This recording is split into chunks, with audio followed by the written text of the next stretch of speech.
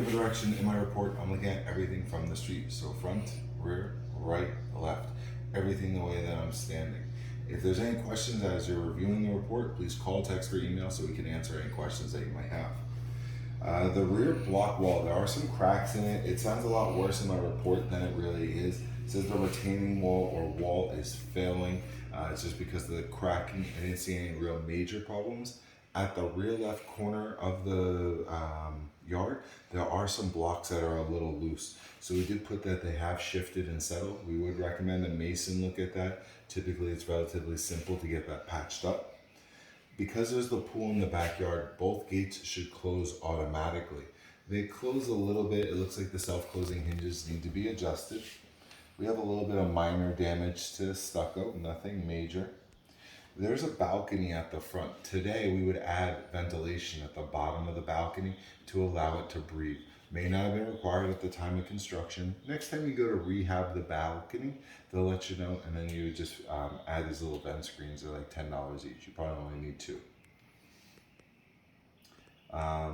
So we do recommend gutters around the house in case we get any rain. It does divert the water away from the home's foundation. And there's some photos of some things in the report. Please review the photos. There's also diagrams. Any questions, call, text, or email. We have some flashing. One looks like it's for the furnace and the other looks like it's for the water heater. It sits directly on top of the roofing material. Typically we would install it underneath the roofing material. We do put a diagram of roof edge flashing in there so you could see how that would get installed. It would get installed the same way. There's some minor cracks in the crown for the fireplace chimney. It's just these little fine cracks. Nothing for you to worry about. And today we would put a cap on top of the chimney. Again, codes that have changed over the home's life.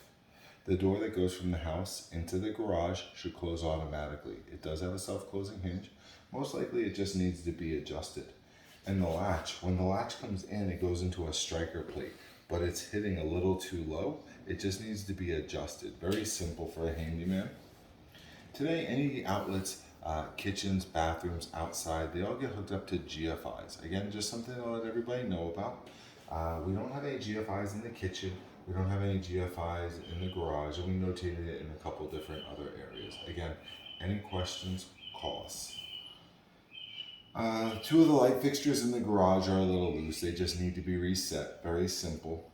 If you put a furnace in today, we put a pan underneath the furnace for the air conditioning. In case it drips any water, it'll get caught in that pan. We would also give the furnace and the water heater a sediment trap. That's just this little piece of metal that sticks off the gas line in case there's any debris in the gas line, it falls into there. We put a diagram of what it should look like in the report for you. If an air conditioner was installed in 2021, today what we do is we hook that up to a GFI, just codes that have changed over the home's life. And the air conditioner is not perfectly level. We'd recommend just shimming that up and make it level so that the fan doesn't bounce around and it spins properly. It'll prolong the life of the air conditioner. We have a smoke detector here in the family room. It's supposed to be 20 feet away from the cooking appliances. Depending on everybody's cooking abilities, sometimes not a bad idea to move it out. The city might have required it there though, I'm not 100% sure. Up in the attic, there's a pipe that comes up. It's roughly above the guest bathroom and the master bathroom upstairs. I took some photos of it. I took one a little far away and one as a close-up. That pipe should go up through the roof line. Again, you just want to make sure that none of the sewer smells come into the home or anything like that. Very simple for a handyman, a roofer, or a plumber to do.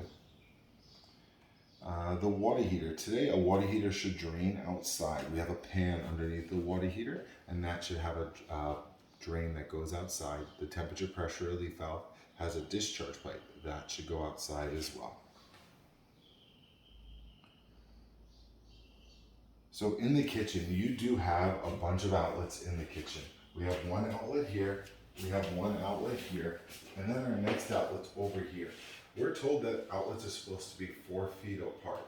So it would be somewhere here, roughly, that we would put it. Again, it's codes that have changed over the home's life.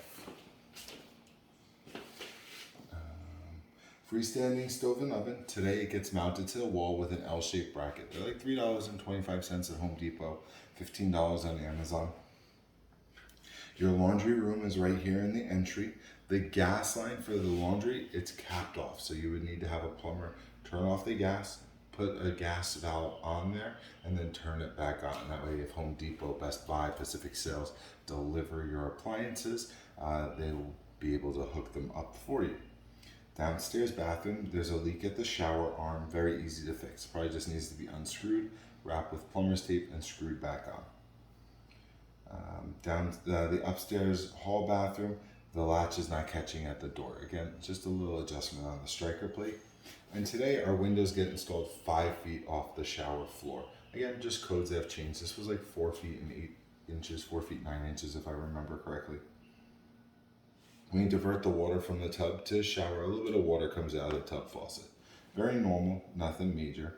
And the outlets in the master bathroom and the upstairs bathroom would get hooked up to GFIs today. There is a GFI in that bathroom. It does not turn off the other outlet in the bathroom. Upstairs front right bedroom, when you open and close the door, it rubs on the jamb. January 1st of 2018, we enacted a new Pool Safety Act. You're not going to get any paperwork from your realtors on this. The state of California says the home inspector has to let you know about it. It's required to have 2 anti-drowning features. One would be those gates that close automatically. We didn't count them because they're not closing automatically. Simple adjustments, very easy to do. There are several other things, like a fence that goes around the pool, a canopy or a tarp that goes over the pool in case somebody walks on it.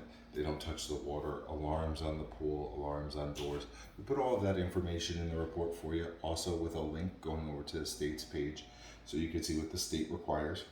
There are some cracks around the pool. It's just the concrete settling. The concrete looks like it's relatively newer. It's going to take a couple of years for that concrete to fully settle. I don't really think you're going to have that many more problems. It's not really a problem, it's more like a cosmetic thing. There is some cosmetic staining in the pool. I think somebody dropped something in the pool. You'll see a couple little rust stains. I think somebody's might have either left something or again dropped something in there. And then there's some discoloration in the pool shell. Very normal. At the back of the pool, there's a round cap. If you lift that cap up, there's a flotation device in there. That's supposed to monitor the water level. It's floating around in that little tube. It's not connected. Very easy, I think, for a pool person to reconnect. I've never messed with any one of those, so I'm not 100% sure.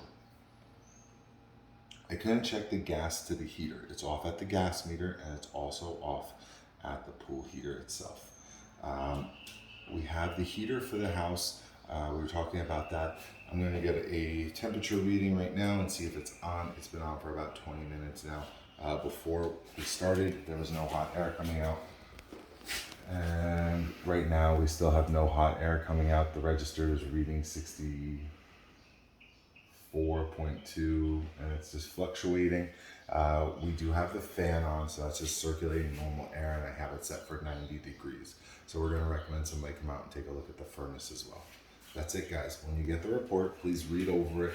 Give me a call with any questions. I'm going to go over the sewer report right now with you. You'll have 2 separate reports in there. But again, any questions, give us a call so we can answer any questions that you might have.